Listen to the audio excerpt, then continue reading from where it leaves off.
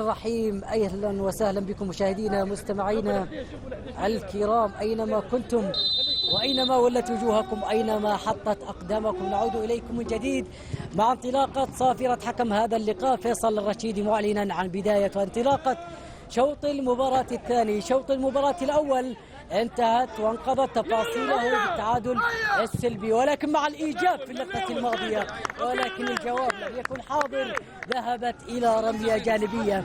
البداية نارية وشرارية هنالك من جانب لاعبي مضر في اللقطة الماضية، ولكن أبعدها حارس المرمى أحمد حمدي إلى رمية جانبية ما زالت مستمرة خاطئة مبعدة مرة أخرى، عادت وكأنها لم تكن في اللقطة الماضية. تبديلان حدثت قبل انطلاقة شوط المباراة الثاني بالنسبة للأنصار، من غادر وليد هوساوي ومن دخل هيال الغامدي بالرقم 29. هنا بالنسبة التبديل لمصلحة فريق الأنصار، ومضر أيضا من قام بعملية التبديل ومن دخل صاحب الرقم 11 عبد الله الحمدان. هكذا هي الأمور وهكذا هي التفاصيل وهكذا هي الحكاية التي من خلالها تمنونها بأن تروى في هذه الكرة، وما زالت القصة هنالك مستمرة. يبحث عن عرضية، عن تمريرة جميلة بينية خلف الدفاعات، ولكن هي حاضرة بالفعل. المتابعة المضايقة يا ضياف يا أشرف بعرضية مثالية، ولكن المتابعة لم تكن حاضرة، المراقبة لم تكن حاضرة. بعد ذلك عادت بين أقدام لاعبي الأنصار يبحثون عن عودة من جديد، عن تقدم آخر، عن عودة إلى الأمام، نحو الأمام ونحو الصفوف الأمامية. هنالك العرضية الحاضرة، ولكن الدفاعات هنالك بالمرصاد. أبعد الكرة الماضية ما زالت مستمرة إلى الحليلي بيمررها محمد، وصلت في الناحية اليسرى بتمريرة إلى أشرف. أشرف عند الكرة، أشرف عند الكرة يبحث عن المرور العرضية، ولكن بعد ذلك وصلت إلى ضربة ركنية. نعم هي إلى ضربة ركنية، مضر بصورة مختلفة بهوية مختلفة. ماذا فعل هذا المدرب التونسي هنالك رمزي العبد الكريم؟ ماذا قال له بين شوطي هذا اللقاء؟ ماذا بث في أنفسهم من أجل أن يبدأون هذه البداية الجميلة حتى هذه الدقيقة؟ الكرة وصلت، هنالك الكورنر حاضر لمصلحة نادي مضر. هنا أبناء الشرقية يبحثون عن عرضية ولكن بعيدة وضعيفة، يبحثون عن ارتداد آخر يا محمد بهمسة عادت إلى هوسام. هنالك في الطرف الأيسر بشكل رائع وأكثر من رائع المرور الحاضر بالأول بالثاني، ولكن الكثرة لطالما تغلب الشجاعة. عادت المرتدة، عاد الارتداد. الأنصار بعرضية بمرور، نعم عرضية لا، تمريرة نعم، قذيفة لا، تمريرة خاطئة أخرى. عاد الارتداد وعادت المرتدة لمصلحة مضر وأبناء مضر ورفقاء مضر. بدأت الأهازيج وانطلقت الأصوات والحناجر، نعم الأصوات تهتف والحناجر تهتف والأيادي تصفق والأيادي تلوح. الكرة عادت، تمريرة خاطئة، لا بل الذي يدور بين لاعبي الأنصار، يعني 3 تمريرات خاطئة متتالية، هذا كثير جدا. عادت من جديد في منتصف أرضية هذا الميدان، مضر يتناقلون الكرات بشكل سلس ورائع، ما زالت مستمرة. عادت هناك عند الدوسري بلعبة عالية، وصلت إلى الأمام، يبحث عن مرور، عن عرضية، ما زالت مستمرة. الله على المرور الأكثر من رائع. لا لا لا لا لا لا لا لا لا لا لا لا لا لا لا لا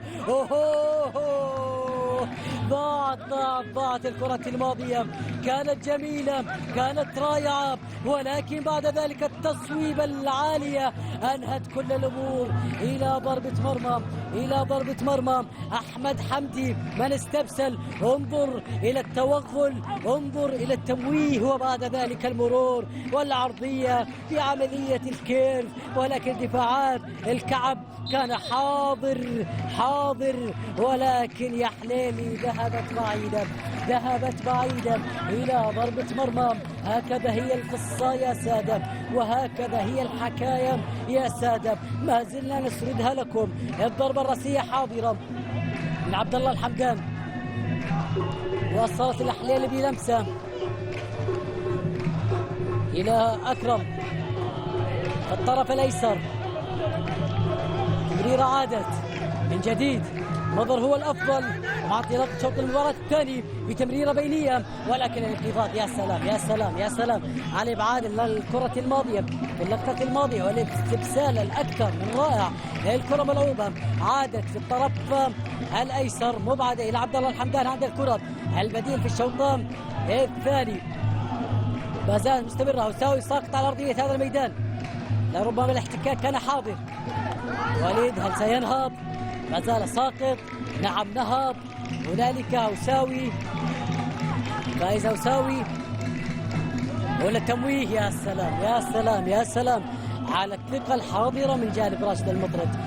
راشد المطرد في الكرة الماضية قام بعملية التمويه، مرر الكرة عادت إلى الأمام لصالح مضر. الله الله الله الله على مغامرك، الله على اوتارك، الله على اوتارك، على مرورك في اللقطة الماضية. الكرة ما زالت مستمرة، وصلت هناك إلى أكرم بكرة عالية عرضية، عادت من جديد لمصلحة السهل أيمن، يحاول المرور الانقضاض التمريرة، ولكن خاطئة التمريرة في اللقطة الماضية.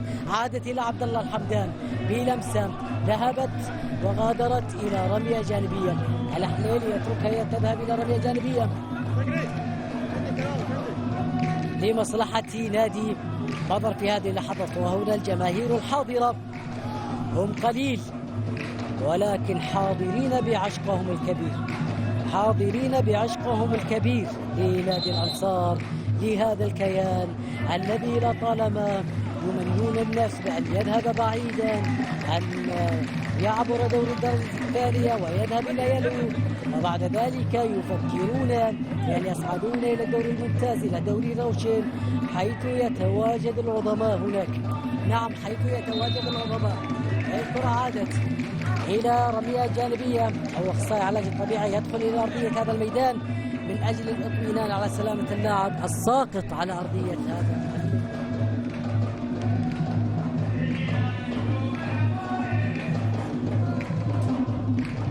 نتمنى له السلامة وأن ينهض سالما معافى. نعم، مثل هذه الإصابات نظير الجهد البدني المقدم من اللاعبين في شوط المباراة الأول. وهنا صاحب الرقم 11 عبد الله الحمدان البديل على مستوى خالد الظهير الأيمن، ظهير أيمن وتحمل الرقم 11 سيكون لك بصمة بالتأكيد، لأن هذا الرقم من يحمله يحمل عبء كبير عليه. هكذا علمتنا كرة القدم، وهكذا هي الأمور التي تحدث، وهكذا هي الأمور التي نراها أمام الكاميرا كمتشاهدون أيها السادة الكرام. الكرة إلى رمية جانبية، اللاعب يغادر أرضية هذا الميدان من أجل اطمئنان على سلامة اللاعب، وسيستأنف اللعب في هذه اللحظات. الكرة ملعوبة من عبد الله الحمدان، وصلت إلى الأمام في الناحية اليمنى، يبحث عن مرور، المرور هو حاضر، ولكن التدخل هو حاضر أيضا، وضرب حرة لمصلحة نادي الأنصار. على ما يبدو سيكون تبديل حاضر لمصلحة نادي الأنصار في هذه اللحظات. صالح سامي من سيغادر، ومن سيدخل صاحب الرقم 90 علي المولد. علي المولد يدخل بديلا لسامي صالح، أو صالح سامي. صالح يغادر متأثرا بالإصابة، ويدخل على أرضية الميدان علي المولد. الكرة الماضية ملعوبة، عادت من جديد إلى الأمام، ما زالت مستمرة، ولكن الكرة تجاوزت خط التماس وذهبت إلى رمية جانبية.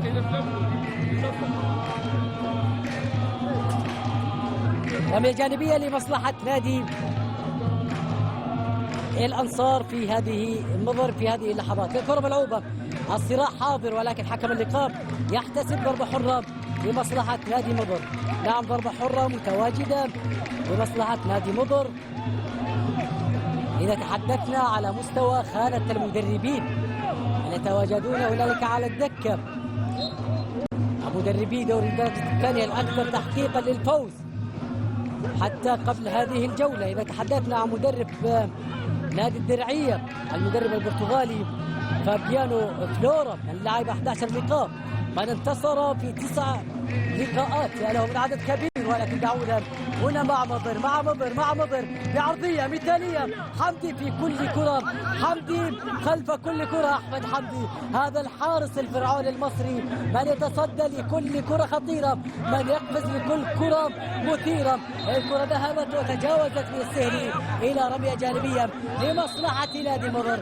هنا الاحتجاج والاعتراض من الكابتن بالرقم 10 أيمن السهلي. نعم،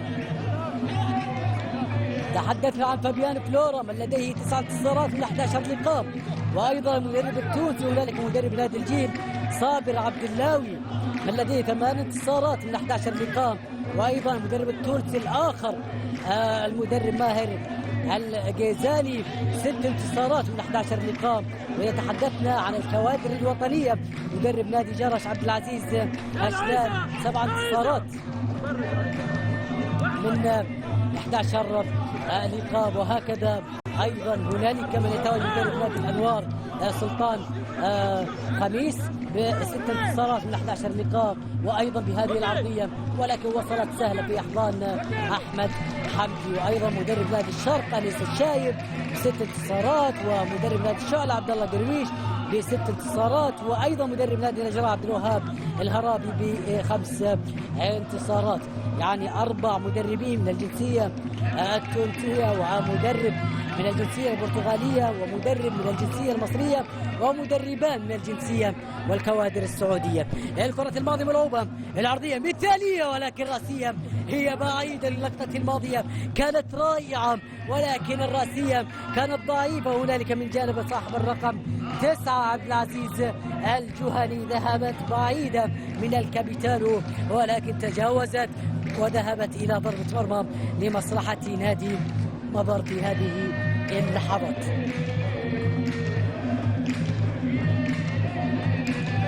الكرة ملعوبة عالية، وصلت هناك الطرف الايسر، نقلتين، الثالثة جميلة، الرابعة يبحث عن الطرف الايمن. وصلت هناك الى عبد الله الدوسري، بيلعب له كرة عالية إلى الأمام ساقطة خلف الدفاعات، ولكن وصلت إلى الحمدان همن. هنالك يبحث عن مرور، عن مراوغة، عن توغل داخل مناطق الجزاء ومنطقة الجزاء بعرضية، ولكن العرضية تجاوزت له، ما زالت مستمرة داخل أرضية هذا الميدان. الكرة ملعوبة عالية، عادت من جديد لمصلحة نادي مضر. مضر لديه الأفضلية، الأنصار ما زالوا يبحثون عن أفضلية بالرغم من أنهم في ملعبهم وبين جماهيرهم. الكرة ما زالت وصلت إلى الصبحي عند الكرة، نايف لديه الكرة،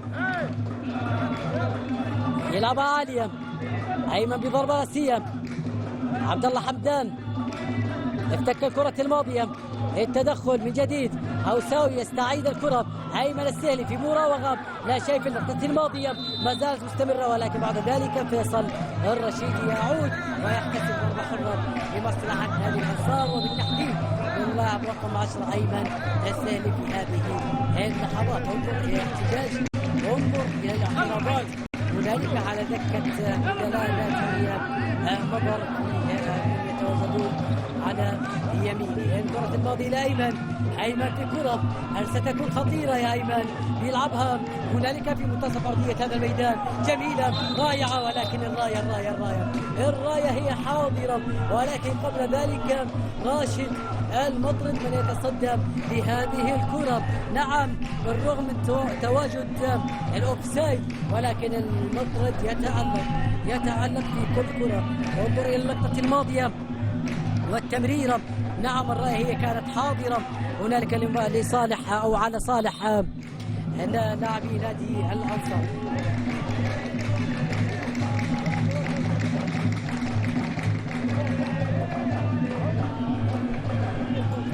الكرة عادت إلى راية وتسلل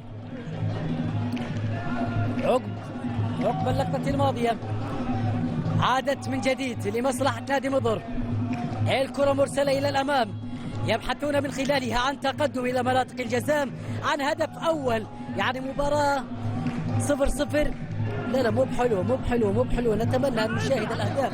نعم نتحدث بلسان الحياد، نتحدث بلسان المحايدين المستمتعين بكرة القدم. التمريرات ما زالت حاضرة إلى الحليل محمد بيلعبها من جديد. المثلثات حاضرة من جانب لاعبي مضر. التمريرة عادت إلى الوراء، يبحثون عن ثغرة من أجل التقدم إلى الأمام. الكرة وصلت جميلة هنالك إلى الأمام، أكثر من رائعة، ولكن بعد ذلك الكرة ذهبت إلى ضربة ركنية. نعم ذهبت إلى ضربة ركنية. الكرة الماضية كانت جميلة، انظر إلى التمريرة خلف الدفاعات، ولكن بعد ذلك الاستبسال نعم والانقضاض على هذه الكرة ذهبت بعد ذلك إلى ضربة ركنية لمصلحة نادي مضر. الكرة بين أقدام لاعبي مضر. هل ستكون هذه الكرة بالشكل المضر على لاعبي الأنصار؟ نتابع أشرف الضياب التونسي بعرضية جميلة الراسية، ولكن عالية عالية عالية عالية. الكرة الماضية عالية ذهبت بعيدا وعادت إلى ضربة مرمى وكأن شيئا لم يكن. انظر إلى اللقطة الماضية والضربة والاحتكاك مع حارس المرمى أحمد حمدي، يقع ساقطا على الأرض بعد التدخل في اللقطة الماضية. هنا تبديل على ما يبدو لمصلحة لاعبي الأنصار، دخول اللاعب رقم 7، ولكن بعد أن تغادر هذه الكرة ملعوبة إلى الأمام بضربة راسية لم تتجاوز الكرة الماضية. عادت إلى أقدام لاعبي مضر. عندهم الكرة، يبحث عن زميل، عن مرور، الافتكاك أكثر من رائع. عادت من جديد الكرة إلى الأمام، ضربة راسية خلف الدفاعات. ماذا هنالك الراية حاضرة. نعم الراية حاضرة في اللقطة الماضية. وأيمن السراج يشير بأن هنالك لا يوجد راية، لا يوجد. هنالك تبديل خروج اللاعب رقم 5 علي النخل من جانب لاعبي الأنصار، ودخول اللاعب بالرقم 7 عبد الله الجهني، وبالرقم 9 نعم أيمن يبقى النخلي، علي يبقى ويغادر بالرقم 9 الجهني عبد العزيز، ويدخل عبد الله بالرقم 7 عبد الله الجهني يدخل إلى أرضية هذا الميدان. مقاعد البدلاء بدأت في الحراك من كلا الطرفين، ولكن من سيبدأ بالعراك.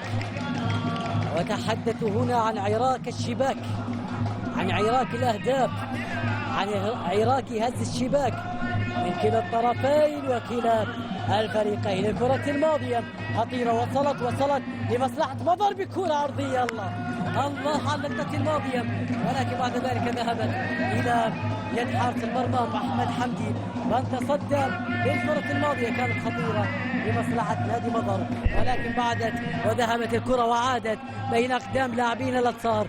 كرة ملعوبة خاطئة مبعدة من فارس، وصلت إلى الأمام خاطئة إلى رمية جانبية، وكأن لسان حال الفريقين يقول، ولكن هو اللاعب صار في أرضية هذا الميدان. الكرة مستمرة، الإصابات تتوالى، لربما هذه يعني تهبط من مستوى الرتم ورتم المباراة، يعني كثرة السقوط وكثرة الإصابات لربما تسبب الكثير من هبوط الرتم. ولكن نحن في الدقيقة 63 وما زلنا في البداية، والمتبقي كثير وكثير وكثير جدا حتى يقدموا هؤلاء اللاعبين داخل أرضية هذا الميدان. هنا أيمن السهلي بالعرضية في لقطة سابقة من خلالها هنالك يصاب بالإصابة العضلية كما هو موضح من أمام السادة المشاهدين.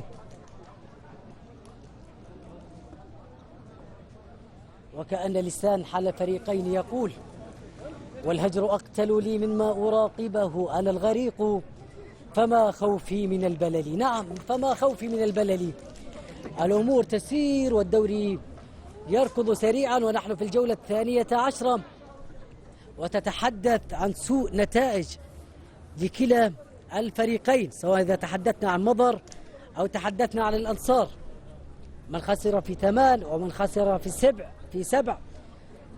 من سجل عليه 20 هدف ومن سجل عليه 18 هدفا. من لديه من النقاط 7 نقاط ومن لديه 10 نقاط. نعم الأمور ليست مطمئنة لكلا الفريقين، ولكن هم يعلمون بأن الأمور ليست صعبة ولا مستحيلة. أيمن السهلي ينهض سريعا ويريد أن يعاود الركض من جديد. هم يبحثون عن اقترابهم إلى الصدارة، والأمور ما زالت مستتبة في هذا اللقاء.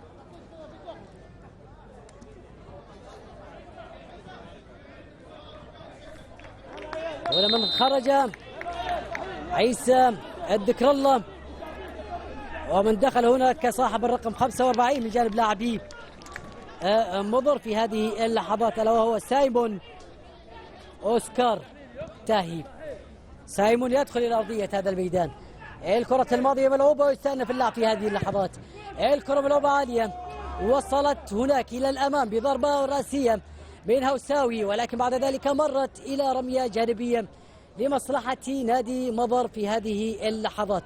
المباراه هدأت نوعا ما مع انطلاق شوط المباراه الثاني. حاول مضر، هدد مضر، عاود الانصار للتهديد، ولكن بعد ذلك عادوا الى التزام الهدوء كلا الفريقين. الكره الماضيه ملعوبه في الطرف الايسر هنالك الى الضياف عند الكره بيلعبها عاليه ساقطه، ولكن الكره مبعده من نايف الصبحي. ابعدها عادت من جديد بتمريرات متناقله بين كلا اللاعبين. كره ملعوبه عاليه، ولكن دفاعات مضر صراحة يقدمون أداء مبهر للغاية. 10/10 حتى هذه الدقيقة وحتى هذه اللحظة بجانب مدافعي نادي مضر.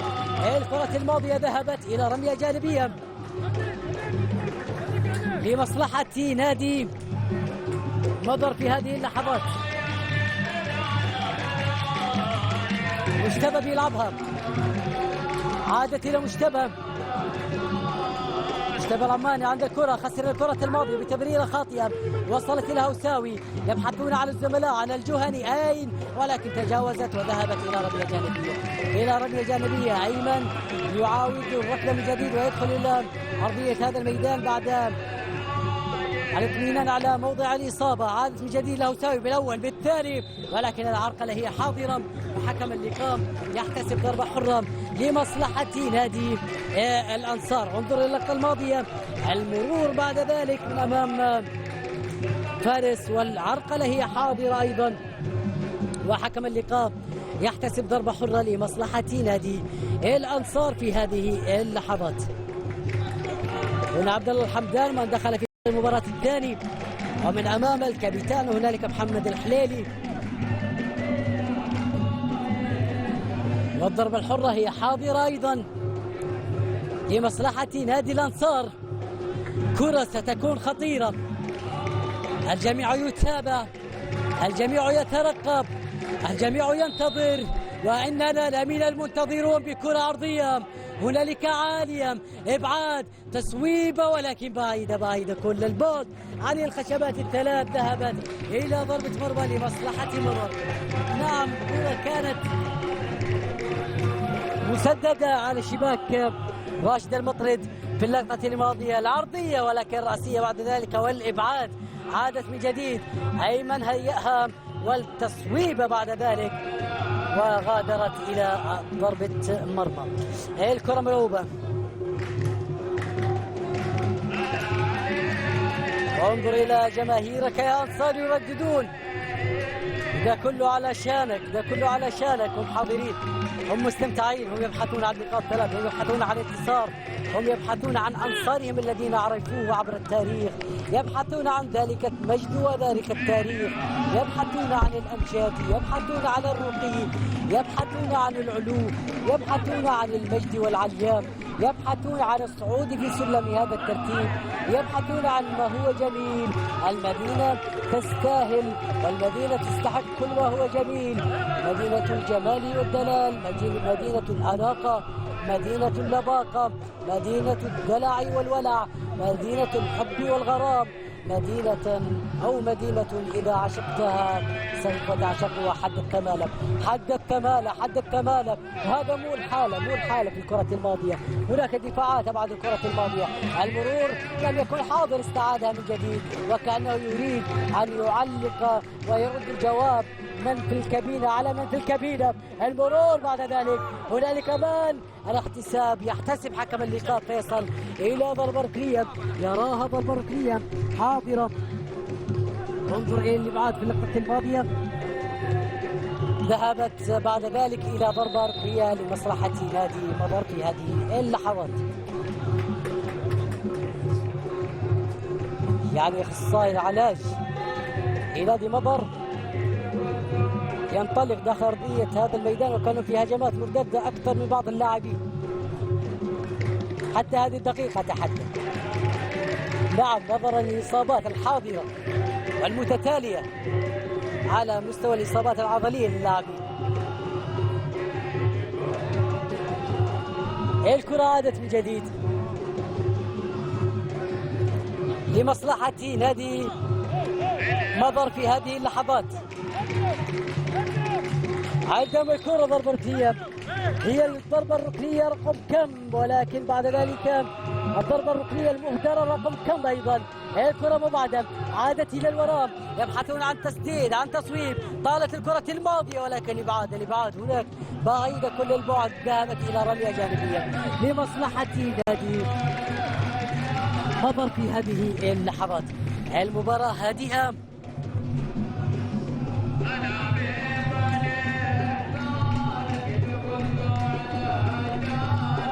الكرة عادت إلى رمية جانبية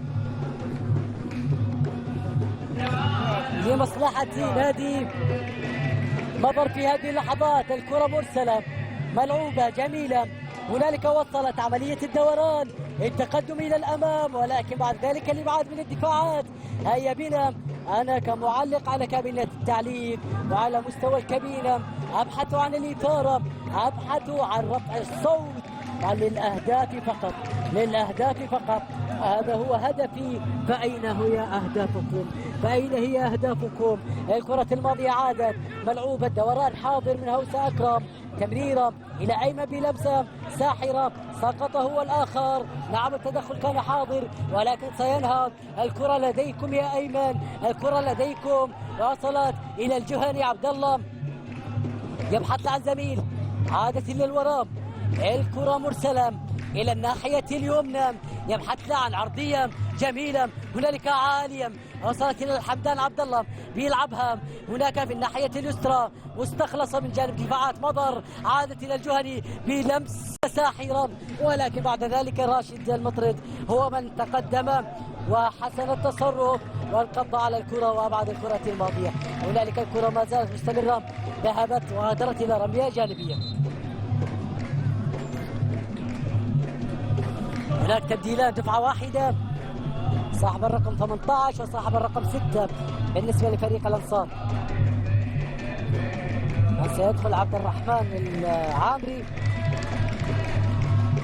وصاحب الرقم 6 أيضا أحمد سلطان. أحمد سلطان سوف يدخل، وعبد الرحمن.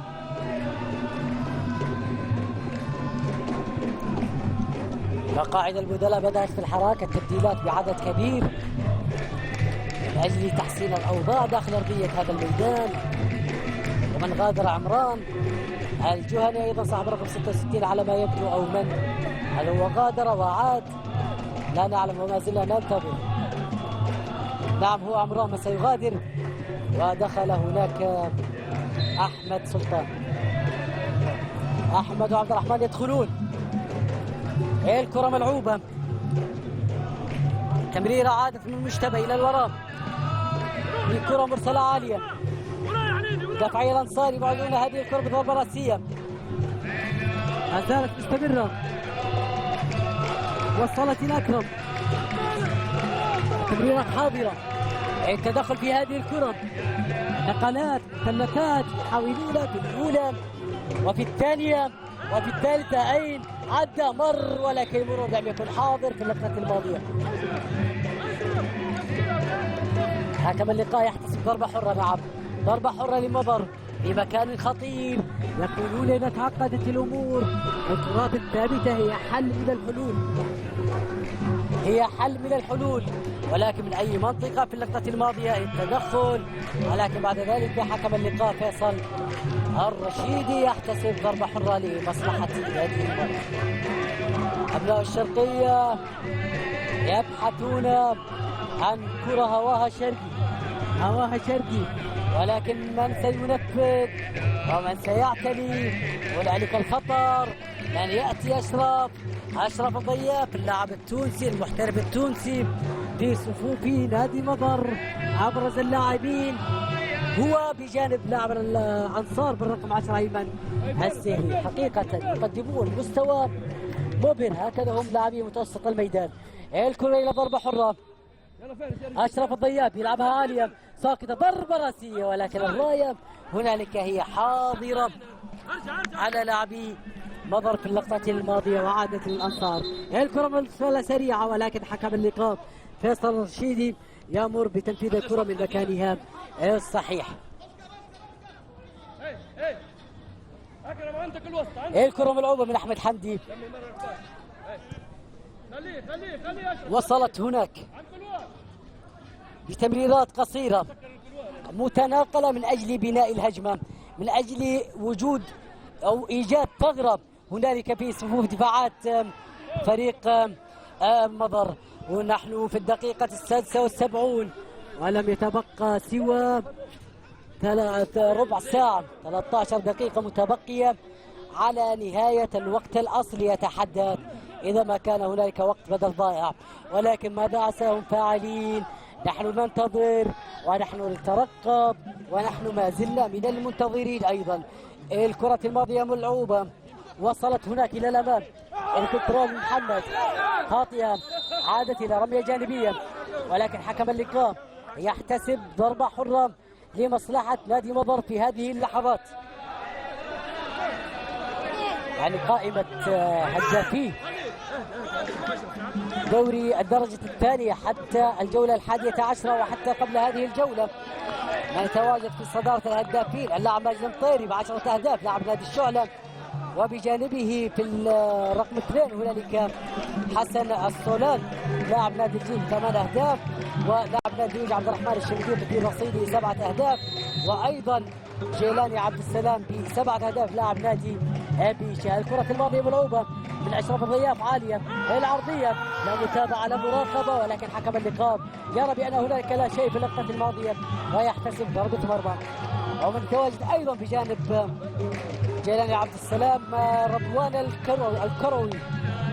الكروي نعم لاعب نادي الواشم 7 أهداف، وإيفاني عابيا 6 أهداف لاعب نادي الكوكب، ورافائيل روماريك وبنيامين وجوليو تغاريس ومحمد فؤاد وأيضا بابلو فينيسيوس وعثمان السعيدي جميعهم ب6 أهداف. الكرة الماضية ملعوبة، عادت إلى الناحية اليسرى،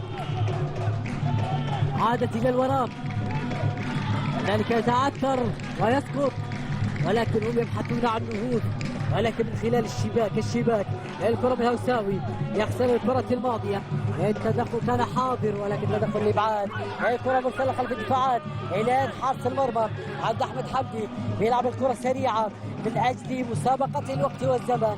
هنالك عادت إلى الأمام، يبحث عن كرة، عاد بها إلى الوراء،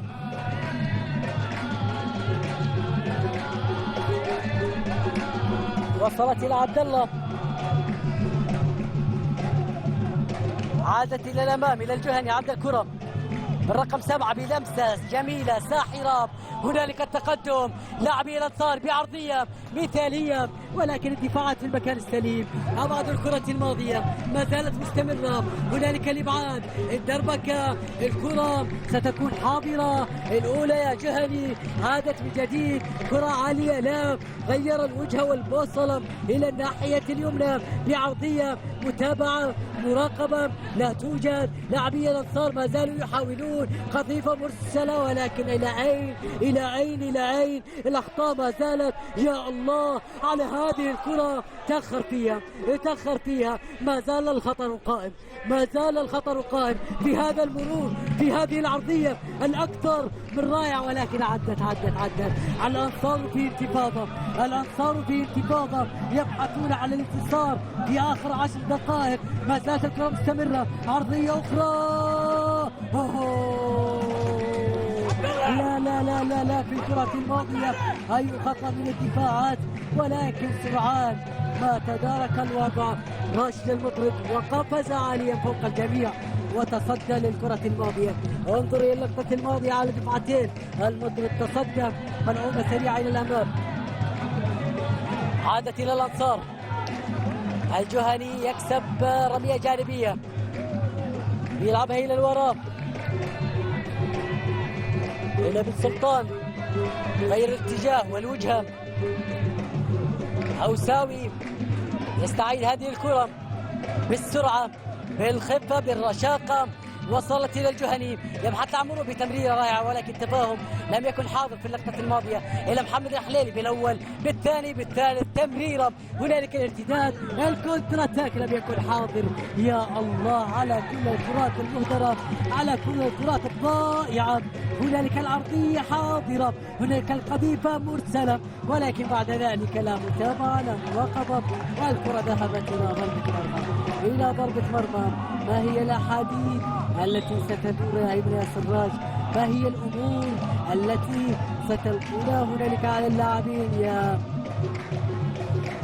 رمزي يا عبد الكريم؟ الكرة الماضية وهذه اللقطة الماضية من جانب لاعبي الأنصار والتدخل، ولكن بعد ذلك انتهت بها إلى ضربة مرمى.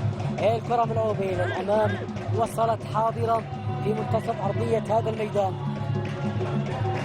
التدخل هو حاضر. عادت إلى لاعبي الأنصار، عندهم الكرة، يبحث عن زميل يلعبها إلى الأمام. الدفاعات أبعدوها، ما زالت مستمرة إلى محمد، يغير بها الوجهة. عادت إلى محمد، هو من يختصر المسافات بالرقم 5، من يختصر الطريق ومن يبحث عن طريق.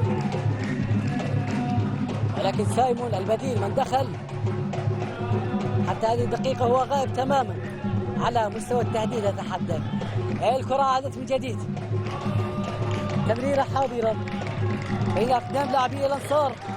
كرات متناقلة خاطئة مقطوعة. هذه الكرة يبحث عن قذيفة، عن تمريرة مرسلة، ولكن الصبح في المكان السليم، في المكان السليم. عادت من جديد، هنالك بيلعب إلى الأمام في المكان السليم. الجهني راح تقدم، ولكن الراية هي حاضرة يا جهني. أنهت بها الأحلام وأغلقت بها الصحف وأغلقت بها أيضا الأقلام يا جهني في اللقطة الماضية. هنالك يطالب بتسريع اللعبة، يقول سرع التمريرة، كانت جميلة رائعة، ولكن السرعة لم تكن حاضرة. على مستوى حراسة المرمى يا أحمد يا حمدي ويا راشد يا المطرد، هنالك من حقق الأكثر تحقيقا لكلين شيت حتى قبل نهاية قبل بداية الجولة 12. هنالك حارس مرمى نادي الكوكب أوليفير كويزرا من يمتلك 6 كلين شيت، وأيضا بجانبه ماجد الغامدي من حارس نادي الجيل من في رصيده 6 كلين شيت، وأيضا أحمد المشح ب6 كلين شيت حارس نادي هاجر، وايضا احمد الجبيع ب6 كلين شيت حارس نادي العلا، واخيرا هو احمد العيادي ب6 كلين شيت حارس نادي النجران.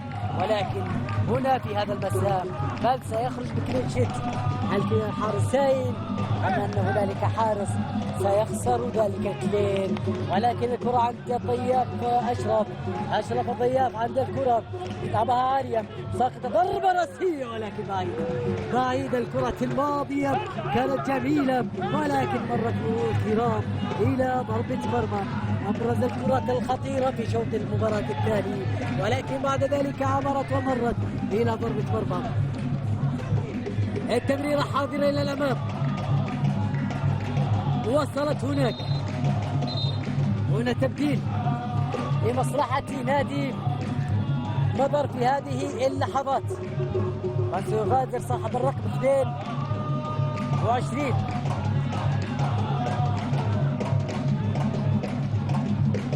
نايف لطيفة يغادر عرضية هذا الميدان، ومن سيدخل صاحب الرقم 32 إبراهيم الجرسان. إبراهيم من سيدخل بديلا لنايف لطيفة.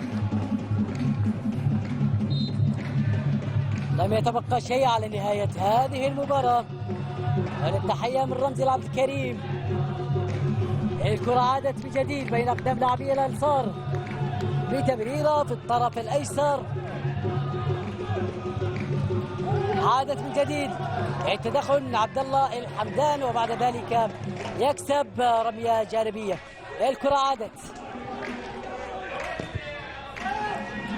الكرة ملعوبة إلى الأمام عالية، ولكن المتابعة لم تكن حاضرة، وصلت سهلة في أحضان راشد المطرد. 5 دقائق متبقية على نهاية شوط المباراة الثاني في دقائقها الأصلية. هي 5 دقائق متبقية ونحن في الدقيقة 85 المتبقي 5 دقائق على الوقت الأصلي، ولكن من سيكون الأصلي بالجودة الأصلية والسعر الأصلي هنا في هذا اللقاء؟ هل هو مضر أم الأنصار؟ هي دقائق معدودة سنشاهد من خلالها وستتضح الصورة. الكرة الماضية ملعوبة بينية جميلة، ولكن راية هي حاضرة على محمد حلالي في اللقطة الماضية. نعم راية وتسلل على نادي مضر ولصالح نادي الأنصار.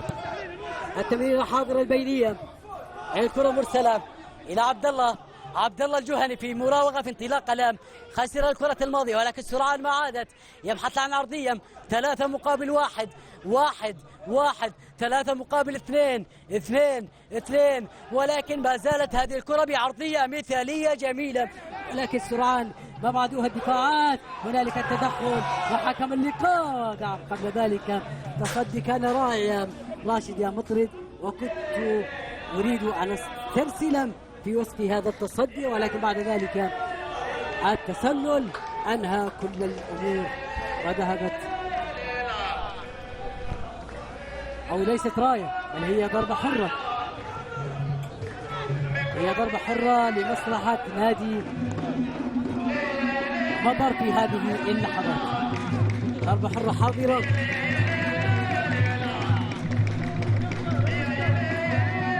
في هذه اللحظات، وكأنك تشاهد اللاعبين مستسلمين لنتيجة التعادل، وكأن الأمور لا يوجد فيها 3 نقاط، ولكن حال المدربين يعلمون بأن نقطة أفضل من لا شيء.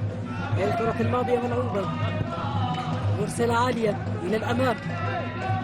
حلاوة المباراة هي الأهداف، ولكن هي غايبة حتى هذه الدقيقة. نتكلم الكرة ملعوبة عالية مرسلة إلى سايمون، ولكن يخسر الكرة الماضية. عادت إلى أحمد حمدي الفرعون المصري، من يحمل إشارة القيادة في هذه اللحظات ومن يحمل عرين هذا الفرعون المصري. الكرة عادت إلى عبد الله الجهني، عبد الكرة بمرور، ولكن بعد ذلك يخسر هذه الكرة. عادت من جديد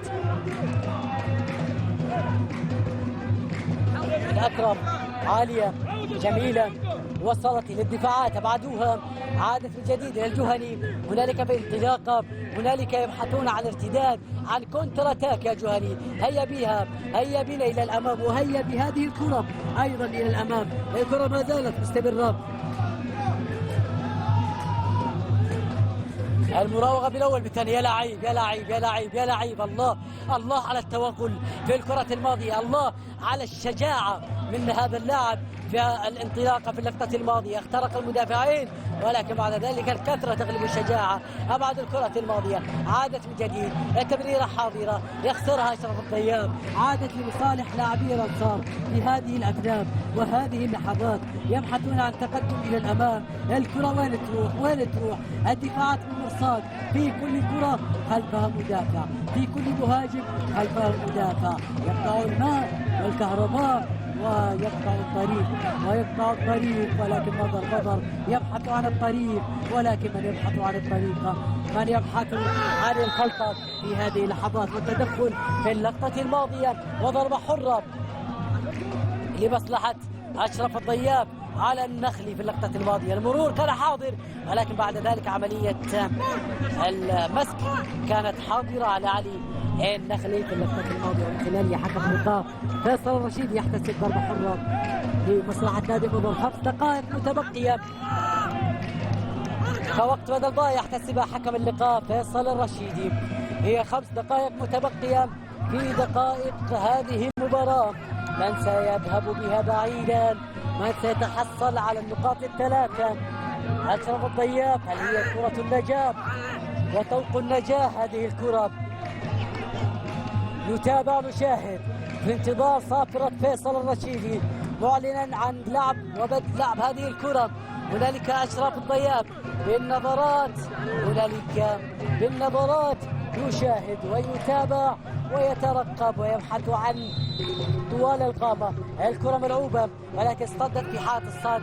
سرعان ما عادت بعرضية مثالية خطيرة مستحيلة. الله الله الله الله، على اللقطة الماضية وعلى اللعبة الماضية كانت أن تكون هدف أول ولكن بعد ذلك ضاعت. وبأي صورة ضاعت وكأنها لا تريد أن تدخل. هي عاندت ولكن هناك خطأ لمصلحة الأنصار في التدخل في اللقطة الماضية بنحتسبها فيصل الرشيدي. انظر إلى اللعبة، هنالك العارضة اعترضت هذه الكرة ولكن بعد ذلك مرت. يا إلهي على الكرة الماضية، يا إلهي على الكرة وعلى العارضة التي وقفت بجانب المضيف وبجانب أحمد حمدي. الكرة ملعوبة عالية، هنالك وصلت لمصلحة لاعبي الأنصار، أبعدوها عالية. التدخل بضربة رأسية ما زالت هنالك حاضرة ولكن حكم اللقاء يحتسب ضربة حرة لمصلحة نادي مضر في هذه اللحظات. ضربة حرة لمصلحة نادي مضر.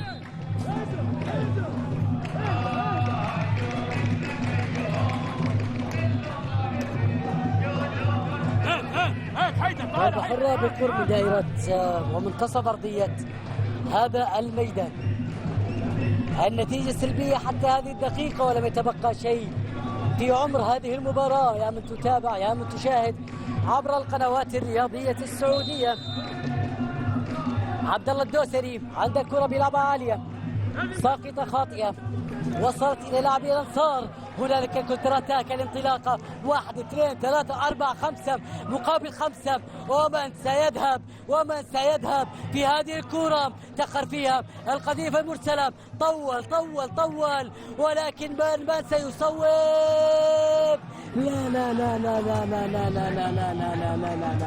لا دوروني يا عاشقي الأنصار في هذه الهجمة. استهتار بات الكرة الماضية هجمة هنا وهجمة هناك وكأن الهدف اقترب. مضر أهدر فرصة أخرى. نعم انظر إلى الانطلاقة. هنالك من انطلق أشرف، من لعب ومن مرر، ولكن أحمد حمدي في كل كرة حمدي وهو يعتبر الفارس الأول هنا بالنسبة للاعبي الأنصار. أنقذهم، تصدى للعديد الكرات، أبعد العديد من الكرات الخطيرة وما زالوا يتنفسون الصعداء هنالك من قفازات أحمد حمدي. المرور هناك ولكن الدفاع بعد ذلك والعرقلة هي حاضرة وضربة حرة للاعبي الأنصار. يلعب المباراة في آخر 5 دقائق، مباراة مثيرة في آخر 5 دقائق، هجمة هنا وهجمة هناك، تهديد هنا وتهديد هناك. هكذا هي القصة وهكذا هي الرواية. محمد الحليلي من سيغادر ومن سيدخل صاحب الرقم 17 في هذه اللحظات. حيدر حسين سيدخل إلى أرضية هذا الميدان. وماذا ستفعل يا حيدر؟ حيدر يدخل ومعها أيها السادة الكرام يا من تتابعون يا من تشاهدون عبر القنوات الرياضية السعودية في هذا اللقاء ضمن منافسات دوري الدرجة الثانية ضمن الجولة 12، اللقاء الذي يجمع الأنصار بضيفه مضر القادمون من الشرقية، حيث انتهت المجريات بالتعادل السلبي 0-0. هكذا هي الأمور وهكذا هي الرواية. كان معكم معلقا واصفا نايف الحارثي. فإن أحسنت فمن الله وإن أخطأت فمن نفسي ومن الشيطان. لا تذهبوا بعيدا ونلتقي بكم في منافسات قريبة جدا وفي حفظ الله ورعايته.